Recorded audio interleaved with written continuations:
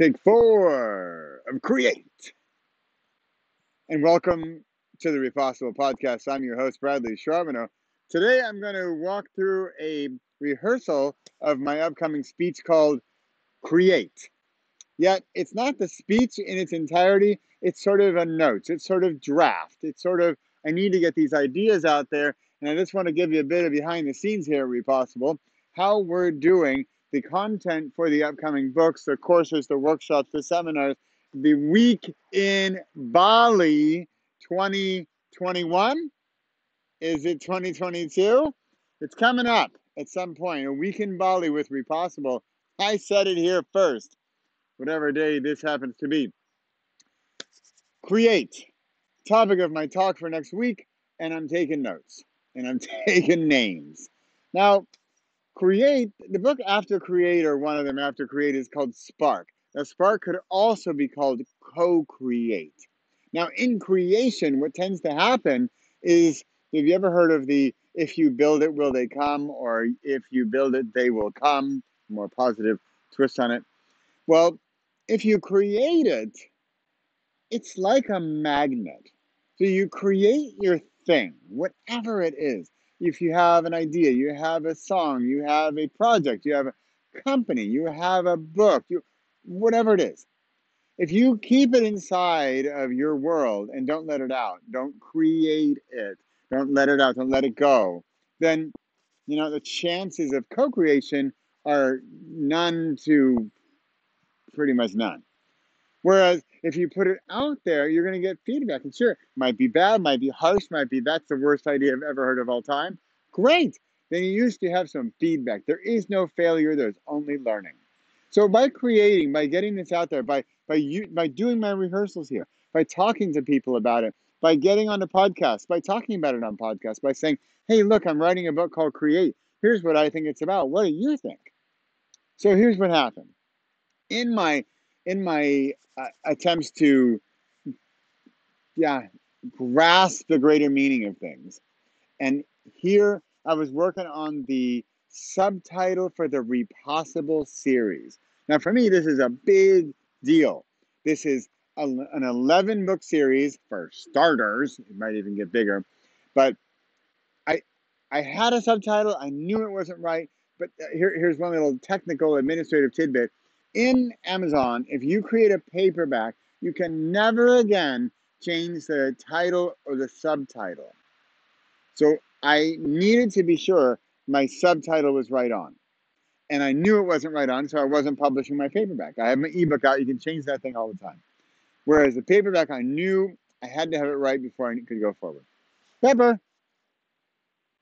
All right, so here we are. I had a Facebook post up and looking for comments. Hey, here's what I think it is. Hey, there's another idea what I think it is. Hello. That was scary. And in that, I was also forced to explain it to people who didn't necessarily know me or in fact knew me really well and maybe even knew Repossible. But I had to get it out there. I had to create the wave, to create the ripple to get things started. So I put the Facebook post out there. I said, hey, I'd love your feedback on the Repossible subtitle. What do you think? And then some people who don't know me very well, they say, well, I have no idea what Repossible is. So how am I supposed to help you with the subtitle? I thought, okay, fair question. And I thought, all right, well, what is it then? And I thought, is it just the, reinventing of yourself? Is it the turning the, 40-something, 50-something person into the teenage, the 20-something person that you used to be and long to, return to the heights of your youth? Is that it? I don't know. So, yeah, that's part of it. Then another day, I'm listening to Brian Cohen's podcast, and his co-host, Claire, she was talking about how literary, especially people who studied literature and writing, get their master's degree in creative writing in university, they often sort of die. Sorry. They smolder out because they are striving for this gigantic, probably unattainable, massive mountain of a dream, of a fantasy that will probably never happen. So guess what? It's so big and scary, they just never get started. I am absolutely guilty of this. Before November 1st, 2012, that's exactly where I was. I was not creating because I was expecting to create this massive, huge, fantastical, wondrous, greatest book of all time. And guess what? Have I created that? No. Do I care? No. How many books have I created in the meantime? 19. So I'm getting there. Are my books getting better? Yep. Am I working? Yep. Am I having fun? Oh, yeah. So what are we getting at? The subtitle ended up, and end up, it sounds like it died. It was reborn as Who Will You Be Next? Now, when I talk about this with people, I get, well, for one, that could be taken as scary. Oh well, this next version of me, this has to be it. This has to be the big one. This has to be the greatest version of me of all times, with all my, 1, 2, 3, 4, 5, 6, 7, 8, 9, 10 dreams that I've had. Let's put it into all one person, and that'll be the next person I am. Well, that's like the big giant book. It's probably never going to happen because maybe you won't even get started on any aspect of that, and you're never going to become this person. So somebody was saying, what about your future selves? Not somebody, this was Edwina, who just wrote a book called It Starts with Open, Carefree. Now, in her book, she talks about how we create our future selves. This is what we're working at. And I love that she used the plural, our future selves. Now, you could take that as like, multi personality disorder, I guess. But I think what she was getting at was, here's your next self, there's your next self, there's the version, there's this version. But think about it. What if it was like version 2.0, but then there's version 2.1? You've already achieved version 2.0. Now let's improve that a little bit and make it version 2.1. Like me, I was an author. Yay, I was getting started as an author, but version 2.1 was, I want to live in Europe. Well, you might see that as version 3.0. That was a pretty big one. But it doesn't matter. It's all on your own scale. And what is big to you and what is small to you? Create your own future selves, the plural, the many of them that will come. It is your choice. So she corrected me again, once again, or I should say she improved on. I had for a book, Decide, I had, there's usually a choice, it's usually yours. And I had that as a subtitle for Impossible for a while because I thought that gives us the choice, right? Oh, I can choose to be this person. I can choose to be that person. I can choose to have chocolate ice cream. I can choose to have vanilla ice cream. It's up to you. But I wasn't seeing it, she sees it as, there's always a choice.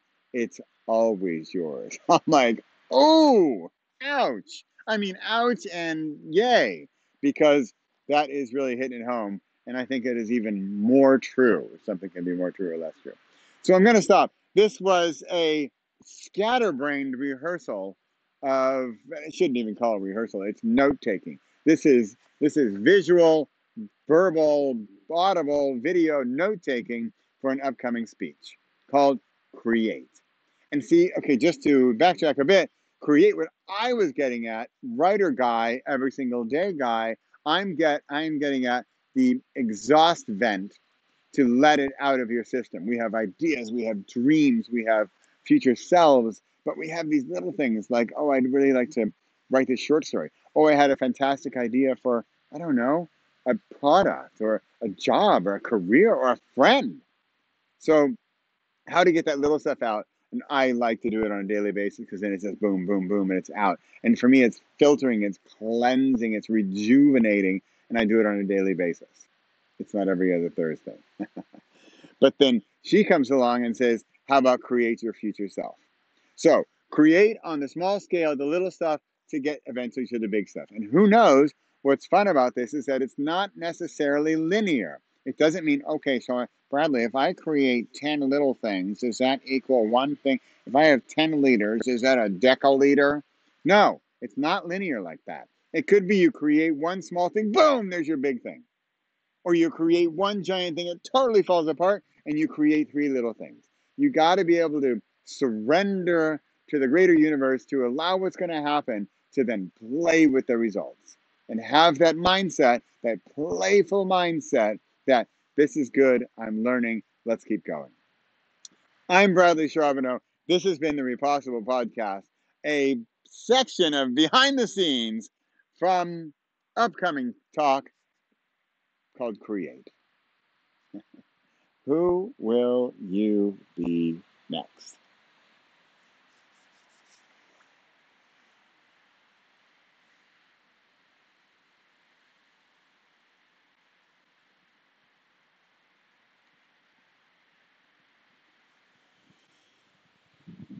Put that over there.